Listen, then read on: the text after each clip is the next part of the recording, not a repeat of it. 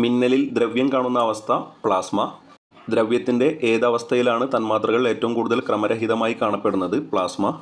നിശ്ചിത ആകൃതി ഇല്ലാത്തതും എന്നാൽ നിശ്ചിത വ്യാപ്തമുള്ളതുമായ ദ്രവ്യത്തിൻ്റെ അവസ്ഥ ഏതാണ്? ദ്രാവകം. പദാർത്ഥത്തിൻ്റെ അഞ്ചാമത്തെ അവസ്ഥയാണ് ബോസ്-ഐൻസ്റ്റീൻ കണ്ടൻസേറ്റ്.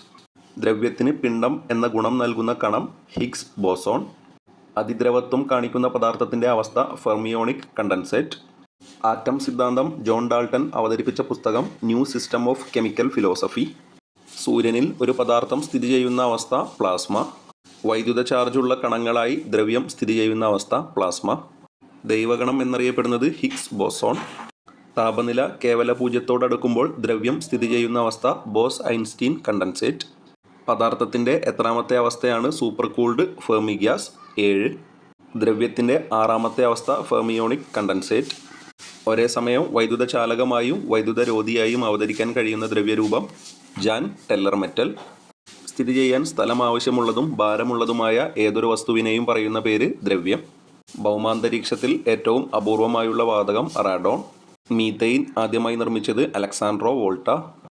ഏറ്റവും ഭാരം കൂടിയ കൃത്രിമ വാതകമൂലകം ഓഗാനെസോൺ. ഏറ്റവും കുറഞ്ഞ അളവിൽ കണ്ടുവരുന്ന ഉത്കൃഷ്ടവാതകം റാഡോൺ.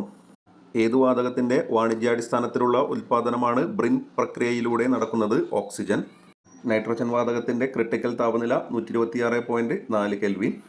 പൊട്ടാസ്യം പെർമാംഗനേറ്റ് ചൂടാക്കുമ്പോൾ പുറത്തുവരുന്ന വാതകം ഏത്? ഓക്സിജൻ. പ്രകൃതിവാതകത്തിൽ അടങ്ങിയിരിക്കുന്ന ഘടകങ്ങൾ മീഥെയ്ൻ, ഈഥെയ്ൻ, പ്രൊപ്പേൻ, ബ്യൂട്ടേൻ. പ്രാണവായു എന്നറിയപ്പെടുന്ന വാതകം ഓക്സിജൻ. അന്തരീക്ഷത്തിൽ ഏറ്റവും കൂടുതലുള്ള നിഷ്ക്രിയ വാതകം ആർഗൺ. അലസവാതകങ്ങളുടെ സംയോജകത 0. അമോണിയ വാതകത്തിൻ്റെ സാന്നിധ്യം അറിയാൻ ഉപയോഗിക്കുന്ന റിയേജൻറ്റ് നെസ്ലേഴ്സ് റിയേജൻറ്റ്. ആവർത്തന പട്ടികയിലെ 13 മുതൽ 18 വരെ ഗ്രൂപ്പുകളിൽ ഉൾപ്പെടുന്ന മൂലകങ്ങൾ ഏത് ബ്ലോക്കിലാണ് ഉൾപ്പെടുന്നത്? P block. രാത്രി സമയങ്ങളിൽ സസ്യങ്ങൾ അകത്തേക്കെടുക്കുന്ന വാതകം ഓക്സിജൻ.